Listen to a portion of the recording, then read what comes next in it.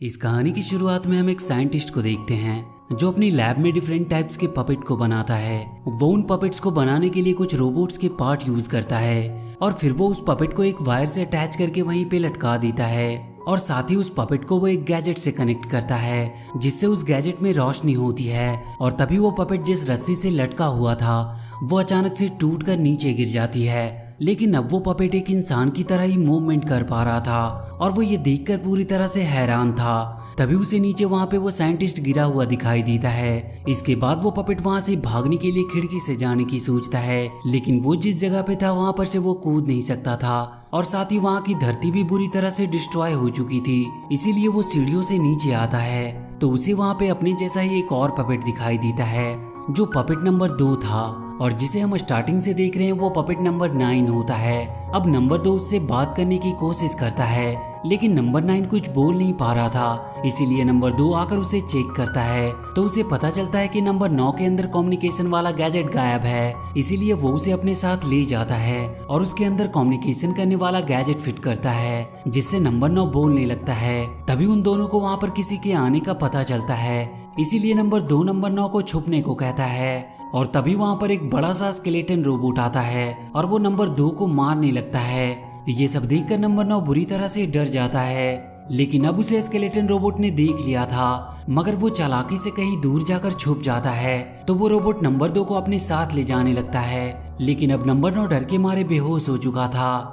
कुछ देर के बाद नंबर 9 की आंख खुलती है तो उसके सामने एक और पपेट होता है जिसका नंबर 5 होता है। वो नंबर 9 का इलाज करता है और फिर वो दोनों आपस में बात करने लगते हैं, लेकिन तभी वहाँ पर उन पपेट्स का लीडर आता है और वो नंबर 5 से बहुत गुस्सा था क्योंकि वो नंबर 9 को बचाने के लिए बाहर आया था। वो उसे डांटते हुए कहता है कि तुम्हें मालूम है कि बाहर कितने डेंजरस रोबोट हैं, लेकिन नंबर 5 उसे स्केलेटन रोबोट के बारे में बताता है।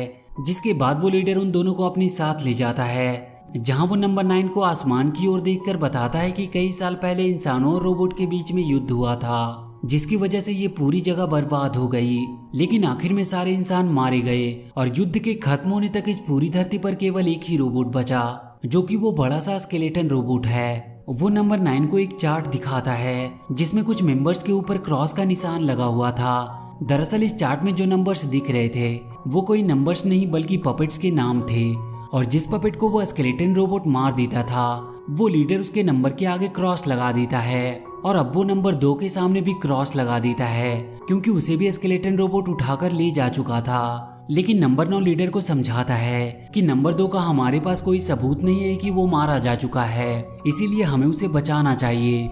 ये सुनकर नंबर 5 उसे वहाँ के वॉच टावर के ऊपर लेकर आता है जहाँ से उन्हें स्केलेटन रोबोट की फैक्ट्री दिखाई देती थी। तो वो दोनों मिलकर नंबर 2 को बचाने का एक प्लान बनाते हैं और वो दोनों स्केलेटन रोबोट की फैक्ट्री में आते हैं जहाँ उन्हें नंबर 2 कैद किया हुआ दिखाई देता है क्योंकि अभी तक स्केलेटन रोबोट ने उसे मारा नहीं था और इसीलिए ये दोनों नंबर 2 से बात करने लगते हैं। तभी वहाँ पर वो स्केलेटन रोबोट आ जाता है और वो उन पर अटैक करने लगता है जिससे बचकर वो पपेट भागने लगते हैं, लेकिन अब स्केलेटन रोबोट उन्हें मारने ही वाला था। तभी वहाँ पर नंबर 7 आ जाता है जो आते ही एक झटके में उस स्केलेटन रोबोट को मार देता है।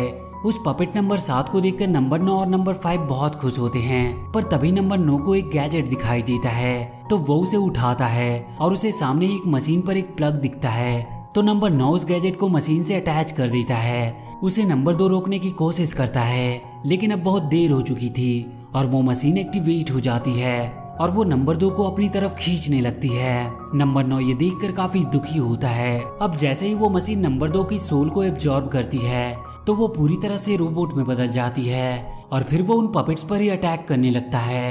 तो वो तीनों अपनी जान बचाकर वहां से भागने लगते हैं, लेकिन तभी पपेट नंबर 7 एक जगह पर आकर लटक जाता है और उसे रोबोट मारने ही वाला होता है। पर तभी नंबर 9 और नंबर 5 उसका ध्यान अपनी ओर खींचते हैं जिससे नंबर 7 की जान बच जाती है और अब वो तीनों उस रोबोट से बचकर वहां से बाहर आकर कहीं छुप जाते हैं। लेकिन नंबर 5 अब नंबर 9 पे काफी गुस्सा होता है क्योंकि उसकी लापरवाही की वजह से ही नंबर 2 मारा गया और वो रोबोट भी एक्टिवेट हो गया। लेकिन नंबर 7 उन दोनों को समझाकर वहां से ले जाता है। इधर फैक्ट्री में उस रोबोट ने अपने जैसा ही एक और रोबोट बनाया था जो कि उड़ भी सकता था। आगे हम उन तीनों को एक लाइब्रेरी में देखते हैं। तभी वहाँ पर दो ट्विंस रोबोट्स आते हैं और वो उन तीनों को अपने साथ लेकर एक कमरे में जाते हैं, जहाँ वो ट्विंस उन तीनों को फ्लैशबैक में दिखाते हैं, जिसमें साफ साफ दिखाई दे रहा था कि इंसानों ने रोबोट्स को अपने फायदे के लिए बनाया था, लेकिन रोबोट्स ज्यादा इंटेलिजेंट होने की वजह से वो इंसानों पर राज करना चाहते थे। इसीलिए इंसानों और रोबोट्स के बीच में युद्ध शुरू हो गया था। ये सब देखकर नंबर 9 पूरी तरह से हैरान था। अब वो एक ड्राइंग बनाता है, जिसे देखकर नंबर 5 कहता है कि ऐसी ड्राइंग हमारा एक दोस्त भी बनाता है, तो उन्हें उस ड्राइंग का कुछ कनेक्शन लगता है। लेकिन अब वो वापस लीडर के पास जा नहीं सकते थे, क्योंकि अब वो बाहर जो आ गए थे और लीडर इसकी परमिशन कभी नहीं देता था। मगर नंबर 9 कहता है कि हमें लीडर के पास जाना चाहिए, जिससे हमें पता चल सकता है कि इस ड्राइंग का स्केलेटन रोबोट के साथ क्या कनेक्शन है। अब वो लीडर के पास आते हैं, जहां उन्हें उसका बॉडीगार्ड पकड़ लेता है और इसके बाद वो लीडर उन पे काफी गुस्सा करता है और वो नंबर 9 को ब्लेम करते हुए कहता है कि जब से वो यहाँ पर आया है उन पपेट्स पर मुसीबत ही आ रही है। पर तभी वहाँ पर पपेट नंबर 6 आता है, जिसके हाथ में सेम वही ड्राइंग थी जो पपेट नंबर 9 ने बनाई थी।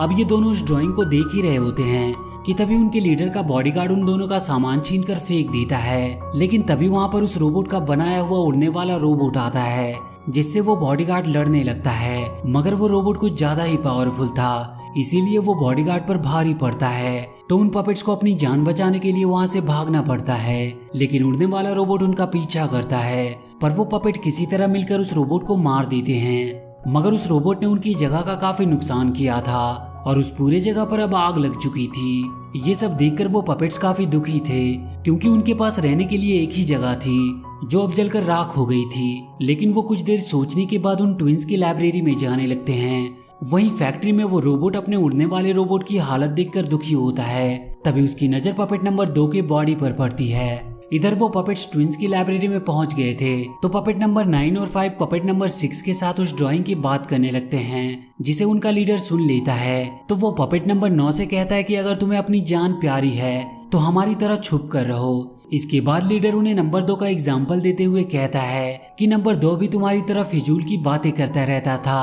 और उसका अंजाम तुम लोगों ने देख ही लिया कि क्या हुआ। लेकिन यहाँ पर नंबर 9 को लीडर के ऊपर थोड़ा शक होता है और अब उसे पूरी बात समझ में आती है कि लीडर ने इसीलिए नंबर 2 को बाहर भेजा था, जिससे कि वो मारा जा सके।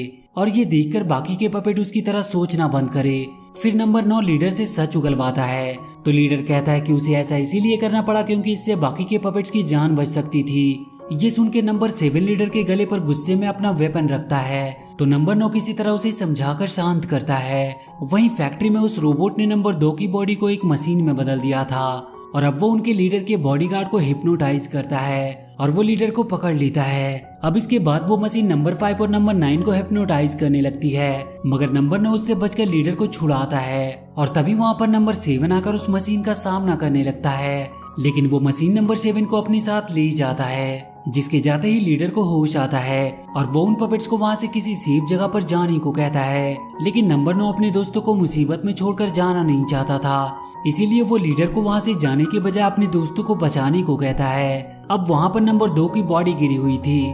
वो पपेट उसकी बॉडी को आखिरी विदाई देते हैं और इसके बाद वो उस रोबोट की फैक्ट्री में आते हैं, जहाँ नंबर 9 5 को कहता है कि वो अंदर जाकर नंबर 7 को बचाता है और अगर थोड़ी देर बाद वो लौटकर ना आए तो वो इस फैक्ट्री को उड़ा दे। इतना कहकर वो फैक्ट्री के अंदर चला जाता है और नंबर 5 फैक्ट्री को ब्लास्ट करने के लिए जरूरी सामान इकट्ठा करने लगता है। वहीं नंबर 9 चुपचाप करके रोबोट के पास पहुंचता है, तो वो देखता है कि रोबोट लीडर के बॉडीगार्ड की सोल को एब्जॉर्ब कर रहा है। ये देखकर उसे काफी डर लगता है। अब वो रोबोट नंबर 7 की सोल को एब्जॉर्ब करने वाला था, इसीलिए नंबर 9 उसे फंसाने के लिए एक ट्रैप बिछाता है, जिसमें वो छोटा रोबोट फंस जाता है, जिसके बाद वो नंबर 7 को किसी तरह बचा लेता है। इधर लीडर को लगता है कि रोबोट ने नंबर 9 को पकड़ लिया, इसीलिए वो नंबर 5 से कहता है कि हमें ये फैक्ट्री को अभी ब्लास्ट कर देना चाहिए। लेकिन नंबर 5 को अपने दोस्त पर पूरा भरोसा था कि वो नंबर 7 को बचाकर बाहर ले आएगा, इसीलिए वो लीडर को ऐसा करने से मना कर देता है। पर तभी वहाँ से एक रोबोट गुजरता है जो कि फैक्ट्री के बाहर नजर रख रहा था और तभी वो पपेट्स को देख लेता है, इसीलिए वो अपने बॉस को ये बात बताने के लिए अंदर जाने लगता है। मगर वो पपेट उन्हें रोकने की पूरी कोशिश करते हैं, पर उसे वो रोक नहीं पा रहे थे। लेकिन सही टाइम पर वो लीडर किसी तरह उस रोबोट को रस्सी से बांध देता है और वो नंबर 5 से माचिस की तीली लेकर उसमें आग लगा देता है और वो फैक्ट्री को उड़ाने ही वाले होते हैं। लेकिन इस बार भी नंबर 5 उसे रोकता है, मगर लीडर अब उसकी कोई भी बात नहीं मान रहा था। लेकिन तभी नंबर 9 7 के साथ वहां से बाहर आता है तो नंबर 5 बॉम्ब में आग लगाकर फैक्ट्री में छोड़ देता है, जिससे वहां पर एक बहुत बड़ा धमाका होता है और फैक्ट्री पूरी तरह से जलने लगती है, जिसे देखकर वो पपेट्स काफी खुश होते हैं। लेकिन तभी नंबर 5 फैक्ट्री की तरफ देखता है तो उसे पता चलता है कि उस ब्लास्ट से उस रोबोट का कुछ भी नहीं हुआ और वो अब भी उनकी तरफ आ रहा था। इसीलिए वो अपने दोस्तों को ये खबर बताने के लिए उनकी तरफ भागता है। लेकिन अब रोबोट की हालत बिगड़ गई थी और उसे तुरंत ही अब एक पपेट की सोल एब्जॉर्ब करनी थी, जिससे वो ठीक हो सके। इसीलिए वो उन पपेट्स के सामने ही पपेट नंबर 5 को पकड़कर उसकी सोल एब्जॉर्ब करने लगता है। ये देखकर वो सारे पपेट बहुत डर जाते हैं और अपनी जान बचाने के लिए वहां से भागने लगते हैं। भागते भागते वो टूटे हुए ब्रिज पर आते हैं जहां से रोबोट आने की कोशिश करता है, मगर तभी उसके भारी वजन की वजह से वो ब्रिज टूट जाती है और इसकी वजह से वो उस टूटे हुए ब्रिज में फंस जाता है। लेकिन ब्रिज के टूटने से पहले उसने एक और पपेट को पकड़ लिया था, जिसे अब वो मार देता है। और इसके बाद नंबर 9 साइंटिस्ट के उस लैब में आता है जहां उसे बनाया गया था। अब उसे साइंटिस्ट के पास एक बॉक्स दिखता है जिसके ऊपर उसी के नाम का टैग लगा हुआ था। इसीलिए वो उस बॉक्स को खोलता है जिसमें से साइंटिस्ट का होलोग्राम बाहर निकलता है, जो बताता है कि उन्होंने इंसानों की भलाई के लिए एक मशीन का आविष्कार किया था। लेकिन उसे पता था कि इस मशीन का कोई गलत फायदा भी उठा सकता है। इसीलिए उस साइंटिस्ट ने अपने सोल के 9 हिस्से करे, जिससे उसने टोटल 9 पपेट्स बनाए। और इसीलिए जब उस साइंटिस्ट ने पपेट नंबर 9 को बनाया था, जिसके तुरंत बाद ही उस साइंटिस्ट की मौत हो गई थी। फिर आगे साइंटिस्ट का होलोग्राम रोबोट्स के मेन पावर के सोर्स के बारे में बताता है, जो कि एक गैजेट है जिसकी मदद से पपेट्स रोबोट को रोक सकते हैं। ये सुनकर नंबर 9 अपने दोस्तों के पास जाकर उन्हें ये सब बातें बताता है, लेकिन उसकी इस बात पर किसी को यकीन नहीं होता। इसीलिए नंबर 9 रोबोट के सामने चला जाता है, जिसके बाद वो रोबोट उसकी सोल को एब्जॉर्ब करने लगता है। लेकिन तभी लीडर नंबर 9 को रोबोट के सामने से हटाकर खुद अपनी जान दे देता है। पर इसी बीच नंबर 9 ने रोबोट का वो मेन पावर सोर्स वाला गैजेट निकाल लिया था और फिर वो उस गैजेट को ऑपरेट करके रोबोट की ओर करता है, जिससे उसमें एक ब्लास्ट होता है और उसी जगह पर उसकी मौत हो जाती है। और इसके बाद उस रोबोट के अंदर से अब तक उसने जितने भी सोल को एब्जॉर्ब किया था वो एक एक करके बाहर आने लगती है, जिसे देखकर नंबर 9 और 7 बहुत खुश होते हैं। फिर वो सोल आसमान में चली जाती है और तभी आसमान गरजते हैं और फिर बारिश होने लगती है, जिसकी एक एक बूंद में लाइफ होती है। मतलब अब धरती पर फिर से पहले जैसे ही इंसान और जानवर जिंदा होंगे। और इसी के साथ ये मूवी यहीं पर खत्म हो जाती है। तो वीडियो अगर अच्छी लगी हो तो please do like and share the video and please subscribe to my channel and press that bell icon.